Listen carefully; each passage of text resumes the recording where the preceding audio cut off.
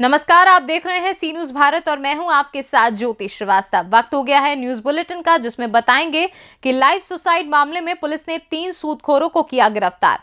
गोंडा पंडित दीनदयाल उपाध्याय पशु आरोग्य मेले का किया गया आयोजन।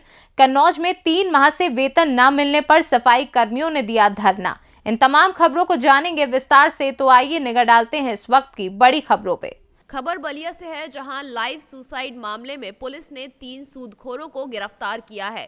13 नामजद व 5 अज्ञात के खिलाफ मामला दर्ज था, जिसमें पुलिस ने अभी तक कुल 6 आरोपियों को गिरफ्तार कर जेल भेजा है। पुलिस अन्य आरोपियों की तलाश में जुटी हुई है। साथ ही फॉर्च्यूनर कार भी पुलिस ने बरामद की। आरोपी यमराज के नाम से सूदखोरी का गैंग चलाते थे। व्यापारी ने सूदखोरों से तंग आकर आत्महत्या की थी, जिसके बाद हड़कंप मचा हुआ था।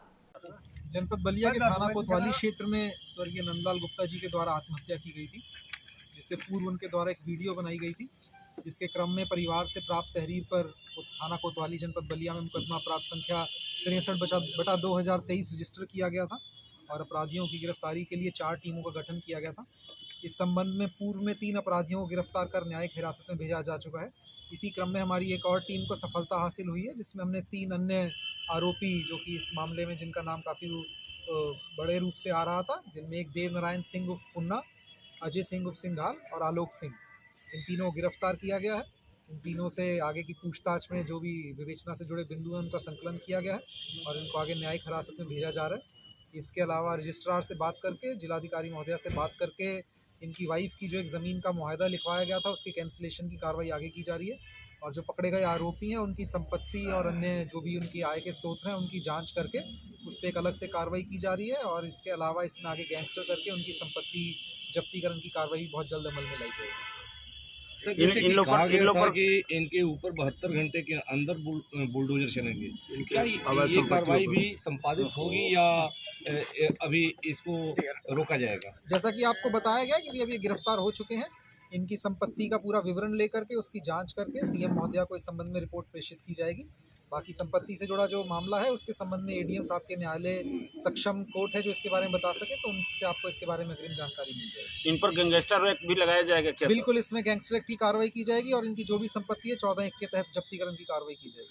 आरोपी कहां से गिरफ्तार हुए हैं और इनके साथ साथ क्या क्या चीजें बरामद हुई हैं? डिटेल प्रेस नोट में सारी डिटेल्स हैं। आरोपियों को रसरा थाना क्षेत्र से जब ये विभिन्न जगहों से पिछले कुछ दिनों से भागने की कोशिश कर रहे थे, उसमें एक बार प्रदेश से बाहर भी जाने का वो हुआ और हाल ही में अब इनके द्वारा किसी उससे जब जनपद में लौट रहे थे तो उसी की सूचना पर इन लोगों को गिरफ्तार किया गया है। इनके पास से, इनके कब्जे से इनके मोबाइल फ़ोन और इसके अलावा भी इनकी निशानदेही पे अन्य जो भी हमारे इस केस से जुड़े एविडेंस है उनको बरामद किया जा रहा है और जिस गाड़ी में थे वो गाड़ी फॉर्च्यूनर गाड़ी बरामद की। कितने फरार हुए हैं इस मामले में? और कुल इस मामले में मुकदमा 12 लोगों के खिलाफ, 12 नामजद और 4-5 अज्ञात के खिलाफ पंजीकृत किया गया था, जिनमें अब तक 6 लोगों को न्यायिक हिरासत में भेजा जा चुका है और बाकी लोगों के लिए हमारी टीम विभिन्न जगहों पे इस समय एक्टिव है और जल्दी हमको उम्मीद है कि अगले 1-2 दिनों में और महत्वपूर्ण गिरफ्तारियाँ। सर, सबसे अहम सवाल ये है कि जो 72 घंटा अल्टीमेट दिया गया था, क्या वो घर खाली हुई कि नहीं? देखिए, इस संबंध में जैसा कि मैंने आपको कहा कि ऑथोराइज्ड जो सही अथॉरिटी है वो सिटी मजिस्ट्रेट साहब है, तो सिटी मजिस्ट्रेट साहब आपके इस सवाल का बेहतर जवाब दे पाएंगे। लेकिन हम ये कहेंगे जब से अब ये गिरफ्तार हो गए तो इनकी संपत्ति की पूरी डिटेल्स लेकर के उसके संबंध में विस्तृत मेरे द्वारा एक आख्या डीएम महोदया को भेजी जाए। बलिया से सी न्यूज संवाददाता राजू गुप्ता की रिपोर्ट। गोंडा विकासखंड तरबगंज क्षेत्र अंतर्गत ग्राम सभा रानीपुर में पंडित दीनदयाल उपाध्याय पशु आरोग्य मेले का आयोजन ब्लॉक प्रमुख मनोज पांडे की अध्यक्षता में किया गया। वहीं मौके पर तरबगंज पशु डॉक्टर पीके गुप्ता एवं तरुण कुमार सिंह के द्वारा पशुओं का टीकाकरण किया गया और कई प्रकार की दवाइयां वितरित की गई तथा पशुओं के सुचारू रूप से रखरखाव का सुझाव भी दिया गया। देवी पाटन मंडल के डॉक्टर केदारनाथ कुशवाहा, अपर निदेशक गेटो पशुपालन विभाग आदि लोग विशेष रूप से शिविर में उपस्थित रहे और अपने विभाग में चल रही सभी योजनाओं की जानकारी दी। गोंडा से सी न्यूज संवाददाता शिवराम पांडे की रिपोर्ट।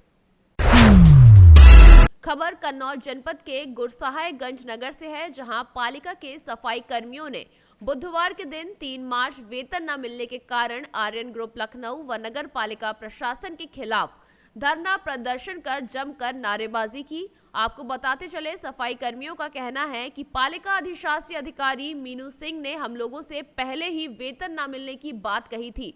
तब अधिशासी अधिकारी ने कहा 7 फरवरी तक आप सभी का वेतन आपके खाते में पहुंच जाएगा, लेकिन 7 फरवरी तक हमारे खातों में किसी भी प्रकार का कोई पैसा नहीं आया, इसलिए हम लोग आज पालिका परिसर में धरने पर बैठे हैं।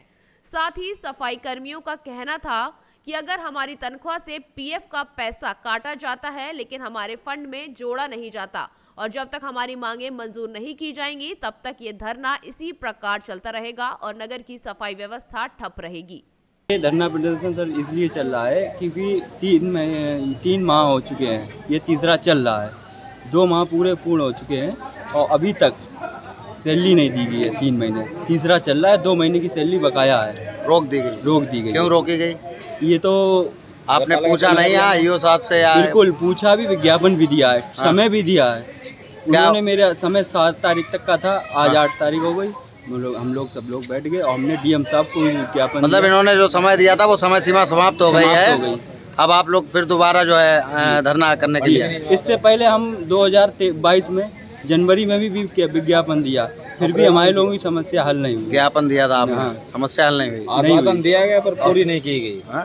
आश्वासन दिया गया, पूरी नहीं की। प्लस 6 महीने हो गए हमारे फंड से पीएफ काटा जाता है, अन्यथा उसे जमा नहीं किया जाता किसी के अकाउंट में। पीएफ कार्ड तो लिया जाता लेकिन जमा नहीं किया जाता। हम लोगों को टीम में मैसेज नहीं आता और हर कर्मचारी को परेशान करके उसके साथ दुरुपयोग। तो आज आप लोगों ने काम भी रोक दिया शायद?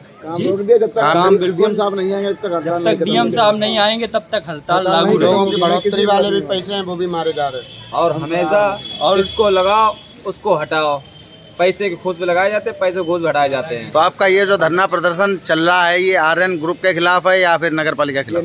नगर पालिका के खिलाफ भी है, आरएन ग्रुप के खिलाफ भी है। दोनों लोग एक दूसरे के ऊपर टाले वाले करते हैं। अगर नगर पालिका के पास जाओ तो नगर पालिका कहती है आरएन ग्रुप के पास जाओ, आरएन ग्रुप के पास जाओ तो वो कहती है ये साहब से मिलो। कन्नौज से सी न्यूज संवाददाता अंशु पंडित की रिपोर्ट। खबर मध्य प्रदेश के रीवा जिले के गुड़ विधानसभा क्षेत्र अंतर्गत गोविंदगढ़ नगर पंचायत क्षेत्र से है, जहां पर जन समस्याओं को लेकर धरना प्रदर्शन कर रहे वार्ड क्रमांक 8 के निर्दलीय पार्षद अवध प्रसाद मिश्रा के धरना प्रदर्शन को आम आदमी पार्टी का समर्थन मिला। इस दौरान आम आदमी पार्टी के पूर्व नगर अध्यक्ष रंजन गुप्ता धरने पर बैठकर समस्याओं के निराकरण के लिए नगर पंचायत के सीएमओ हेमंत त्रिपाठी, जिला स्वास्थ्य विभाग के सीएमएचओ रीवा से फोन पर चर्चा कर समस्याओं से अवगत कराया।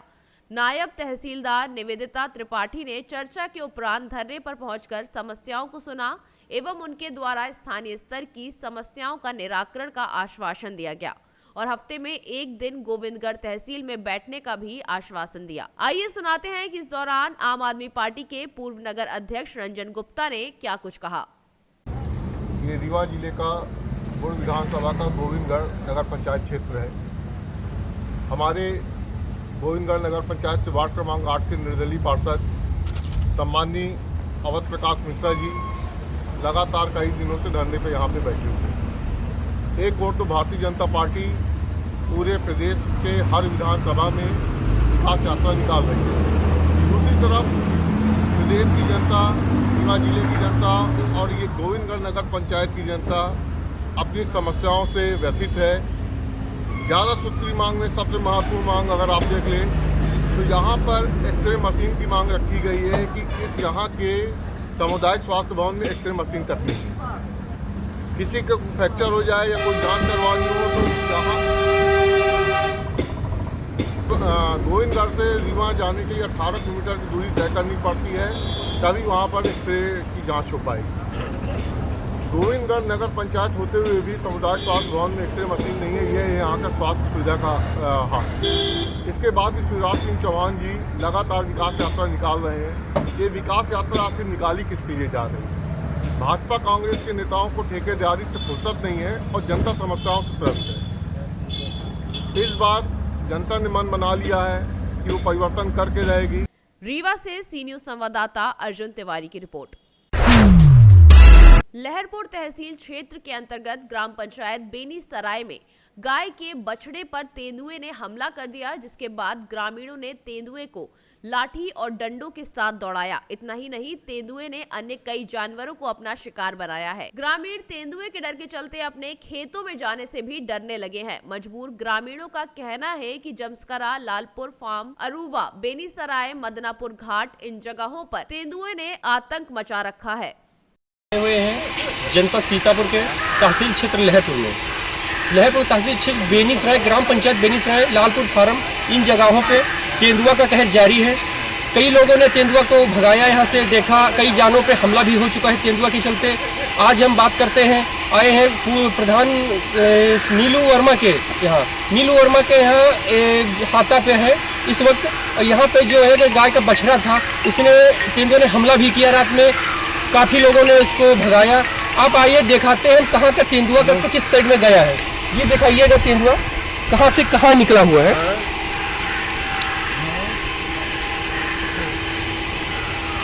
और उधर खींचो, उधर देखो, मेरे चलते धीरे धीरे मचो। ये वाला दिखाओ, ये वाला। ये देखो, ये पता नहीं, ये वाला पैर, ये वाला पैर, ये वाला पैर, ये पता नहीं। सीतापुर तहसील लहरपुर क्षेत्र के अंतर्गत आपको बताएंगे ग्राम बेनीसराय, एक तेंदुआ के चलते काफ़ी लोगों में दहशत मचा हुआ है, दहशत का माहौल है। ऐसा ही आपको बताते चले, आज हम मौके पे आए हुए हैं, जो हमारे यहाँ नीलू प्रधान जी हैं। अब इनसे हम कुछ जानकारी लेना चाहेंगे। इनके कुछ आदमी हैं जो यहाँ पे तेंदुआ के देखे हुए हैं, तेंदुआ का कहर जारी है। आपको बच्चे पूछेंगे। अरे भैया करीब 10:30 बजे तेंदुआ आया हुआ लंबा और तो जानवर पर हमला कर दी, तो हम लोग रफ्तार होगा तो भागा हूँ। अच्छा, उसके बाद जब हल्ला मचा तो लोग तमाम आ गए। कितने बजे तेंदुआ आया था? 10:30 बजे। अच्छा, किस जानवर पे हमला किया था? अब जानवर जंगली हम रहा, बछड़ा रहा, बछड़ा क्या, कौन सा जानवर था? बछड़ा था, गाय का बछड़ा था। अच्छा, पकड़ा था इसको? हाँ, पकड़ लिए। कितने लोगों ने देखा था उसको? कितने लोगों ने देखा था? 15 आदमी वहाँ आए हैं। लाठी डंडा से। कल रात की बात है कि आज रात की बात है? ठीक है। अच्छा, ये बताइए कितना बड़ा था, किस साइड में गया है? ये मदनापुर की तरफ गया। अच्छा, मदनापुर की तरफ गया है। दादा, आपका क्या नाम है? राम खिलावन। आपने देखा है तेंदुआ? हाँ, देखा है। देखा। कितना बड़ा था? लंबा था। कोई जानवर अभी तक पकड़ा है इसने? किसी पे हमला किया है? कई जानवर यहाँ क्षेत्र में हमला कर दिए उसने। कल यहाँ भी कहाँ हमला हुआ है बताइएगा? यहाँ एरापुर में और एक यहाँ चहलुआ पड़ता है, चहलुआ घाट। आपका क्या नाम है सर? अरविंद जी, आपने तेंदुआ देखा है? हमला किया है क्षेत्र में? हमला किया, हमारे खेत में ही किया। तुम्हारे खेत में हमला किया है? अच्छा, कहीं ने प्रशासन से आप कोई बात इस संबंध में की? प्रशासन ने कोई पकड़ने का? अभी तक कोई बात नहीं। आपका क्या नाम है? शिववान नाम। तेंदुआ था यहाँ पे? हाँ, तेंदुआ देखा आपने? जी। चलिए आपको हम दिखाते हैं। बेनीसराय में तेंदुआ का कहर जारी है। काफ़ी दिनों से, एक हफ्ते से तेंदुआ कहर जारी है। अब यहाँ हम दिखाएं, कई लोगों ने तेंदुआ देखा है। यहाँ पे गाय का बछड़ा जो इसमें हमला भी कर रहा था। सीतापुर से सी न्यूज संवाददाता अंकित अवस्थी की रिपोर्ट। खबर बदायूं से है, जहां पुलिस ने मुखबिर की सूचना पर अलग अलग जगह से 2 आरोपियों को गिरफ्तार किया है। दोनों के कब्जे से 6 किलो 800 ग्राम डोडा चूरा, 2 अवैध तमंचे व कारतूस बरामद किए गए। पुलिस ने बताया, सुमित पर अलग अलग धाराओं के 29 मुकदमे पंजीकृत हुए हैं। बिलसी पुलिस ने थाना क्षेत्र के जिनौरा मार्ग एवं शहवाजपुर मार्ग से दोनों आरोपियों को गिरफ्तार किया है। बदायूं से सी न्यूज संवाददाता नईम की रिपोर्ट। खबर बिहार के मुजफ्फरपुर जिले के बंदरा प्रखंड मुख्यालय से है, जहां प्रखंड प्रमुख सोनी चौधरी ने आज प्रखंड कार्यालयों में लेट आने वाले कर्मचारियों के खिलाफ एक्शन लिया। लेट लतीफ पहुंचने वाले कर्मचारियों की हाजिरी काटी तथा जमकर फटकार लगाई। उन्होंने विभिन्न कार्यालयों का निरीक्षण किया। प्रमुख ने बताया कि मुख्यालय में कर्मचारी एवं अधिकारी कब कार्यालय आ रहे हैं और जा रहे हैं, इसे रोकने टोकने वाला कोई नहीं, जिससे आम लोग परेशान होते हैं। ऐसे में प्रखंड मुख्यालय आने वाले जरूरतमंद लोग अधिकारियों व कर्मचारियों की मनमानी के कारण परेशान हो रहे हैं। क्लर्क है, क्या टाइम है ब्लॉक आने का? 10:30 में। हाँ, 10:30 में आए हैं। कितने बजे? 10:46 में। नाम क्या है मैडम? ब्लॉक का क्या है आप? क्या BFT। क्या टाइम है आपका ब्लॉक का आने का?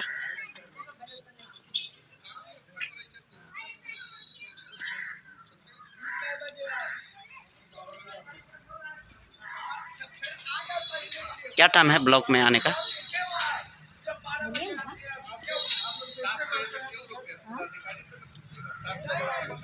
बोलिए ना, ब्लॉक में आने का क्या टाइम है मैडम?